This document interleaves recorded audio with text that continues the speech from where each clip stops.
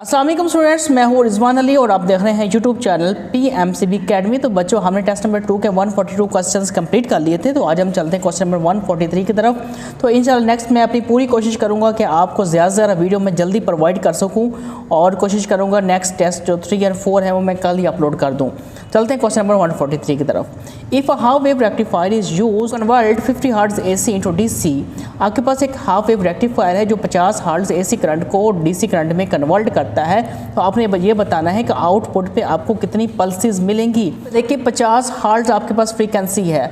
अब 50 hertz frequency का मतलब क्या है, एक सेकंड में इस तरह के 50 साइकिल्स कंप्लीट होंगे और एक साइकिल में देखिए 2 पल्सेस हैं, 1 और 2। तो 50 साइकिल में कितनी पल्सेस होंगी, 100 पल्सेस होंगी। अब आपका जो हाफ वेव रेक्टिफायर है वो 2 की जगह पे 1 पल्स को आगे कन्वर्ट करता है, नेगेटिव को आगे कन्वर्ट नहीं करता। इसका मतलब है 2 पल्सेस इनपुट में देंगे तो 1 पल्स आउटपुट में मिलेगी। अगर 100 देंगे तो हमें आउटपुट पे 50 पल्सेस मिलेंगी। Question number 144। EMF becomes equal to terminal potential difference when EMF terminal potential difference की इक्वल कब होगी? जी याद रखिएगा, जब आपका सर्किट ओपन होगा तब आपकी EMF टर्मिनल पोटेंशियल डिफरेंस की इक्वल होगी। क्यों? क्योंकि ओपन सर्किट का करंट क्या होता है, जीरो होता है। करंट जीरो क्यों होता है? क्योंकि आपकी रेजिस्टेंस यहाँ पे इनफाइनाइट हो जाती है। तो करंट जीरो हो गया, यहाँ पे जीरो पुट करेंगे तो आपका होल टर्म जीरो हो जाएगी, जिसकी वजह से आपके EMF टर्मिनल पोटेंशियल के इक्वल हो जाएगा। Question number 145। A charge is moving with velocity v, it enters a uniform magnetic field B, the direction of v is perpendicular to B, what is the path of the charge particle inside the magnetic field. तो यहाँ पे देखिएगा आपके पास एक charge particle, ये magnetic field है और ये आपके पास चार्ज पार्टिकल मैग्नेटिक फील्ड के अंदर परपेंडिकुलर यानी 90 के एंगल पे एंटर हो रहा है।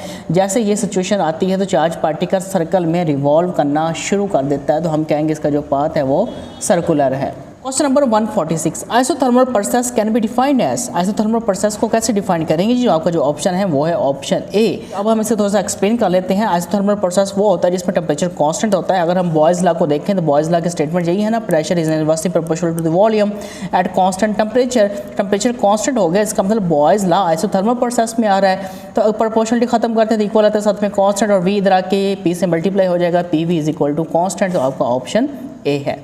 Number 147। If we are standing in a bus, अगर हम बस पे खड़े हैं and when driver apply brakes, और ड्राइवर ब्रेक्स अप्लाई करता है, देन वी फील। जी जब ड्राइवर ब्रेक्स अप्लाई करता है लेकिन हमारी बॉडी का जो एनर्जी है वो कहता है जी आपने अब रुकना नहीं है, अब आपने चलना है, जिसकी वजह से हमें आगे की तरफ पुश मिलता है। तो इस फोर्स को हम बोलते हैं सूडो फोर्स या इनर्शियल फोर्स भी हम इसे बोल सकते हैं। Pseudo force pushes forward. 148। Displacement is जी डिस्प्लेसमेंट एक वेक्टर क्वांटिटी है, इसको डायरेक्शन भी चाहिए और मैग्नीट्यूड भी चाहिए। बहुत ही सिंपल क्वेश्चन है जी। Question number 149। Strength of magnetic field is also called magnetic flux density. Magnetic field की स्ट्रेंथ को हम मैग्नेटिक फ्लक्स डेंसिटी भी कहते हैं। Question number 150। The first law of thermodynamics can be stated as. ये तो सिंपल एक स्टेटमेंट है, Q is equal to del U plus W।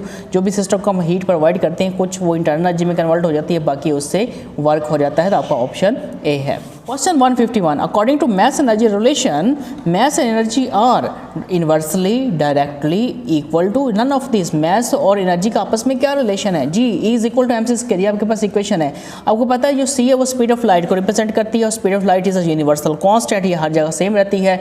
और इस कांस्टेंट इक्वल को खत्म करते हैं तो आपके पास प्रोपोर्शनलिटी आ जाती है। इसका मतलब है E और M के दरमियान डायरेक्टली प्रोपोर्शनल वाला रिलेशन है। Number 152। If R is equal to 1 metre and theta is equal to 1 degree, then what is the value of S। फिर S की वैल्यू क्या होगी? इनमें से आपने ऑप्शन सेलेक्ट करना है। तो हम फाइंड करते हैं S is equal to R theta. R आपके पास 1 है, थीटा आपके पास डिग्री में दिया हुआ है। डिग्री को रेड में कन्वर्ट करने के लिए पाई बाय 180 से मल्टीप्लाई करते हैं। अब पाई की जगह पे 3.1 आएगा, 3.141 से मल्टीप्लाई होकर वही हो जाएगा, नीचे 180। अब इसको डिवाइड करेंगे। अब देखें यहाँ पे 3 छोटा है, 180 बड़ा है, इसलिए ये इशारे ऊपर लेके जाएंगे तो और ये एक साथ लगाएंगे तो अभी भी काम नहीं बना। 31 है, 31 अभी भी छोटा है, 180 बड़ा है, तो इसलिए 2 डिजिट्स इकट्ठे यूज़ करने पड़ेंगे, जिसकी वजह से हमें ये सिफर लगानी पड़ी है।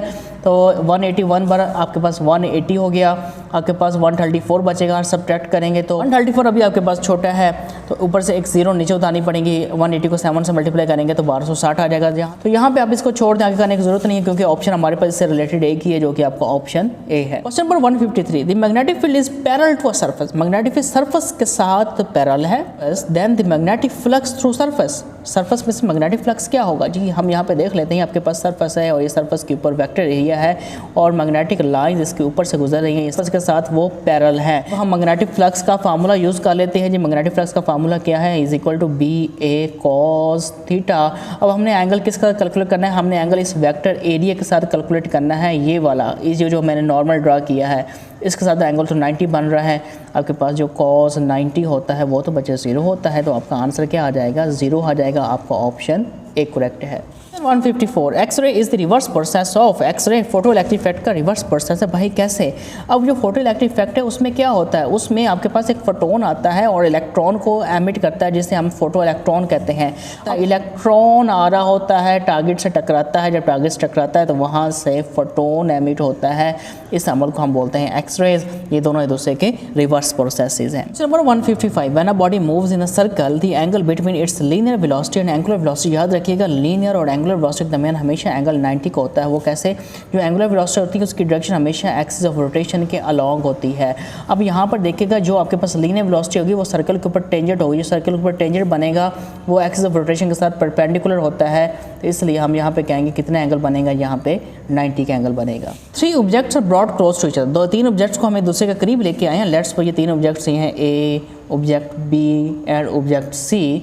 When object A and B are brought together they repel, जब हम A और B को एक दूसरे के करीब लेके आए हैं तो ये एक दूसरे को क्या करते हैं, रिपेल करते हैं। रिपेल करने का मतलब क्या है, या तो दोनों के ऊपर पॉजिटिव चार्ज है या दोनों के ऊपर नेगेटिव चार्ज है। लेट्स सपोज हम सपोज कर लेते हैं दोनों के ऊपर पॉजिटिव चार्ज है।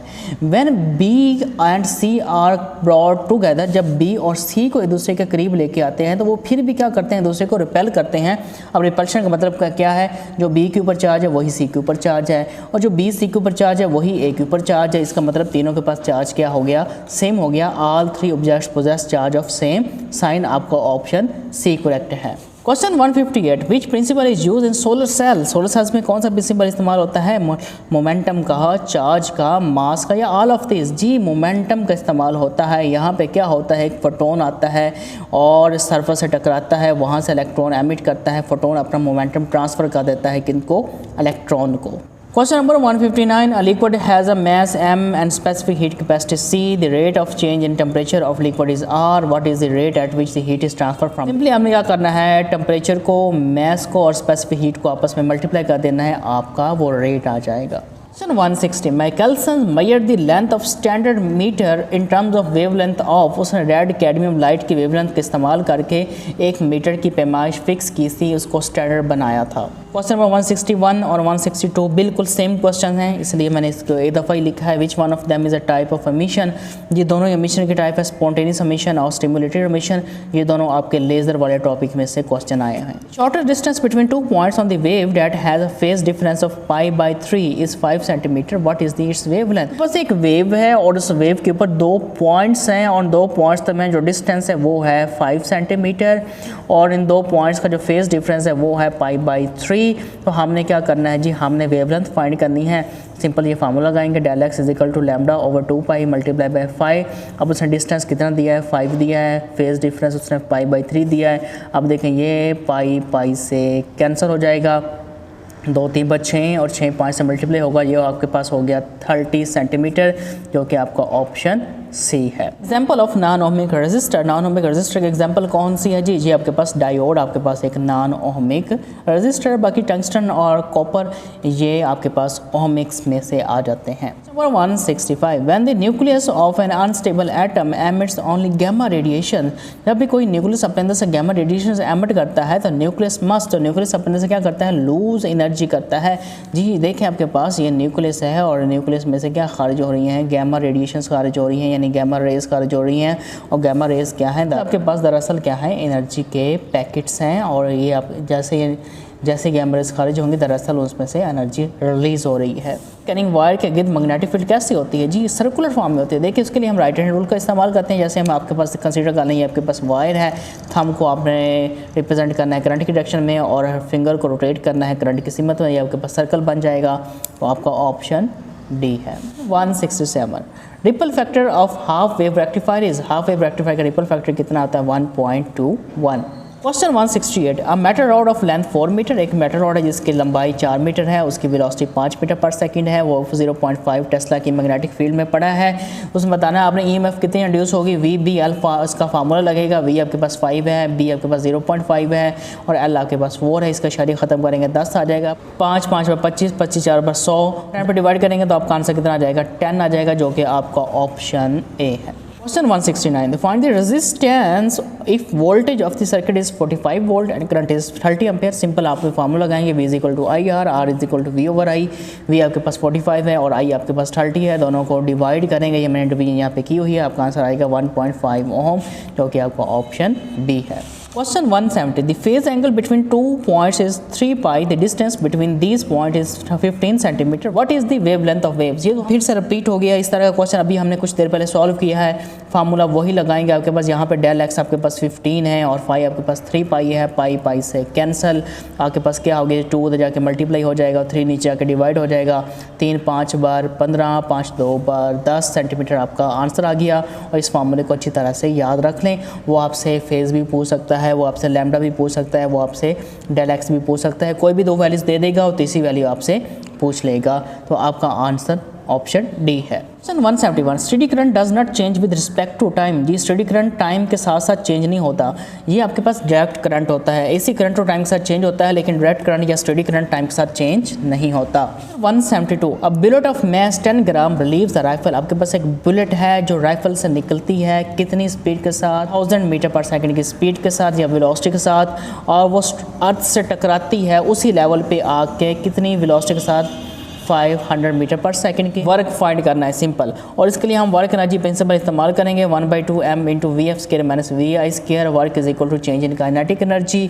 तो m आपके पास 10 है, ग्राम में दिया हुआ, इसे किलोग्राम में कन्वर्ट करने के लिए 1000 से डिवाइड करेंगे। वी एफ आप हम ये ले रहे हैं जी 1000, तो 1000 को का स्केयर लेंगे तो ये आपके पास ये आंसर आ जाएगा। वी आई यहाँ पे 500 ले रहा हूँ, तो स्केयर लेंगे आपके पास ये आंसर आ गया। इन दोनों को सब्ट्रैक्ट करेंगे, आपका आंसर आएगा 7,50,000। ये 3 0 इससे कैंसिल होगी, 750 को 5 से मल्टीप्लाई करेंगे तो आपका आंसर आएगा 3750 जाउल।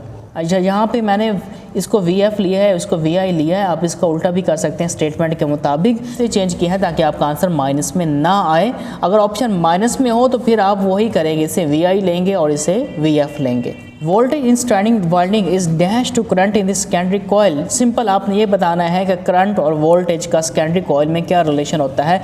सिंपल पावर का फॉर्मूला इस्तेमाल करेंगे, P is equal to V I, यहाँ से वोल्टेज का रिलेशन आ जाएगा, आई पावर के नीचे चला जाएगा। यहाँ पे वोल्टेज और करंट का आपस में इन्वर्स रिलेशन है, ये दोनों एक दूसरे के इन्वर्सली प्रोपोर्शनल है।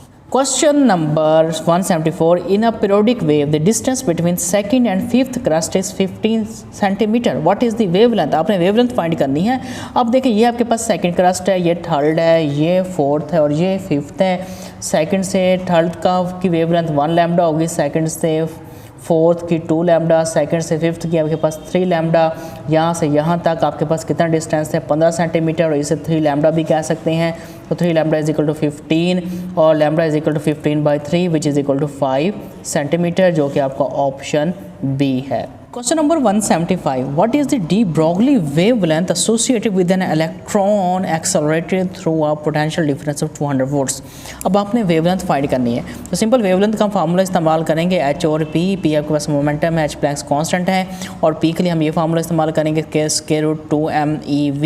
तो इसको यहाँ पे पुट कर देंगे। H आपकी वैल्यू कुछ बानी याद होनी चाहिए, 2 ये मास ऑफ इलेक्ट्रॉन है, E चार्ज ऑन इलेक्ट्रॉन है, V आपको वोल्टेज या पोटेंशियल डिफरेंस आपको गिवन है 200। अब आपने इसको मल्टीप्लाई डिवाइड कर लेना है, अगर आपसे हो जाए तो ठीक है, वरना आप कमेंट सेक्शन में मेंशन कर दीजिएगा, मैं आपको मुकम्मल तौर पर इसका सोल्यूशन करवा दूंगा। Number 176 consider car is travelling for 1 hour. एक कार है जो 1 घंटे तक ट्रैवल करती रहती है। इससे रिलेटेड हम ऑलरेडी एक क्वेश्चन कर चुके हैं पिछले टेस्ट में, which of the following trips have the same average velocity. तो एवरेज वेलोसिटी किस ट्रिप में होगी, तो मैंने आंसर लिख दिया क्योंकि स्टेटमेंट बहुत लंबी थी, तो मैंने सिर्फ आंसर मेंशन कर दिया है। सिर्फ इस स्टेटमेंट के अंदर आपके पास एवरेज वेलोसिटी है, बाकी के अंदर किसी के अंदर भी एवरेज वेलोसिटी नहीं है। वो कहते हैं car travels 40 kilometre due east. Car पहले ईस्ट की तरफ 40 किलोमीटर ट्रैवल करती करती है, फिर टर्न हो जाती है, टर्न होके 20 किलोमीटर ट्रैवल करती है। तो यहाँ पर आपकी एवरेज वेलोसिटी होगी। अगर यहाँ पे होता 40 तो 40 से कैंसिल हो जाता, तो एवरेज वेलोसिटी नहीं होनी थी। तो इस केस में आपकी एवरेज वेलोसिटी है, ये आपका करेक्ट आंसर है। In a center tap full wave rectifier, if Vm is the peak value of voltage across the secondary of transformer, transformer के सेकेंडरी पर जो पीक वैल्यू है वोल्टेज की वो है Vm। तो बताएं maximum voltage across reverse bias के अक्रॉस मैक्सिमम वोल्टेज कितनी होगी। याद रखिएगा डबल हो जाएगी, जितनी भी वैल्यू हो आप उसे डबल कर देंगे, तो आपका ऑप्शन सी है 2 Vm होगी। C14 की जो हाफ लाइफ है वो है 5700 साल। जब 11400 साल ख़त्म होते हैं, बताएं कितनी अमाउंट बच जाएगी। देखें हाफ लाइफ वो टाइम होता है जिसमें हाफ एटम या एलिमेंट डिके हो जाता है और हाफ रह जाता है। अब देखें जब 5700 साल गुजरेंगे तो आधा डिके हो जाएगा और आधा बच जाएगा। जब अगले 5700 साल गुजरेंगे तो उससे हाफ डिके हो जाएगा, हाफ बच जाएगा, यानी आपके पास 1/4 बच जाएगा। 1 को 4 पे डिवाइड कर दें, 1 अंदर रखें, 4 यहाँ पे इशारे लगाएं, 0 4 2 बार 8, यहाँ पे 2 बचेंगे, 0 लगाएं, 4 5 बार 20। तो आपका आंसर क्या आ गया, ऑप्शन सी आ गया। इसको प्लस करते हैं तो 11400 साल बनते हैं। Question 179, consider 2 capacitors. 2 कैपेसिटर हैं, एक की कैपेसिटेंस 2 माइक्रोफैरेड है और एक की कैपेसिटेंस 4 माइक्रोफैरेड है। किस कम्बिनेशन में लगाएंगे कि आपके पास 4 माइक्रोफैरेड के पास एनर्जी ज़्यादा हो 2 माइक्रोफैरेड के कैपेसिटर की निस्बत। तो बच्चे पैरेलल में हम इसे लगाएंगे। तो इसमें पैरेलल में एनर्जी का फार्मूला ये होता है 1/2 CV²। अब देखें पैरेलल में वोल्टेज तमाम को सेम मिलती है, तो इसलिए अगर कांस्टेंट रखें, दोनों के लिए कांस्टेंट है, कांस्टेंट इक्वल ख़त्म हो जाएंगे तो प्रोपोर्शनलिटी आ जाएगी। इसका मतलब जिसकी कैपेसिटेंस ज़्यादा होगी उसकी एनर्जी भी ज़्यादा होगी। तो 4 वाले की कैपेसिटेंस भी ज़्यादा है और इसकी एनर्जी भी ज़्यादा होगी। और ये किस कम्बिनेशन में होगा, पैरेलल कम्बिनेशन में होगा। Number 180, galvanometer is an electromechanical device. जी ये आपके पास एक इलेक्ट्रोमैकेनिकल डिवाइस है क्योंकि इसमें 2 कम्बिनेशन होते हैं। देखिए आपके पास इसमें एक नीडल होती है, जैसे ही करंट आता है नीडल रोटेट कर जाती है, यानी मैकेनिकल मूवमेंट कर जाती है, इसलिए हम इसे कहते हैं ये इलेक्ट्रोमैकेनिकल डिवाइस है। तो यहाँ पर आपके क्वेश्चंस कंप्लीट हो गए हैं। कुछ क्वेश्चंस एडिटिंग की वजह से स्किप हो गए थे, तो वो मैं उन क्वेश्चन की एक अलग से वीडियोस बना दूंगा। तो इंशाल्लाह आप परेशान ना हो, आपको तमाम क्वेश्चंस करवाए जाएंगे। तो यहाँ पे आज का हमारा टेस्ट ख़त्म होता है। टेस्ट नंबर 2 आपका कंप्लीट हो गया। तो इंशाल्लाह कल टेस्ट नंबर 3 कंप्लीट करेंगे और मैं कोशिश करूँगा कि 2 से 3 वीडियोस डेली बेसिस पे अपलोड करूँ। तो खूब मेहनत करें, खुदा आप लोगों को कामयाब करें। अपनी दुआ में याद रखिएगा। अल्लाह हाफिज़, टेक केयर।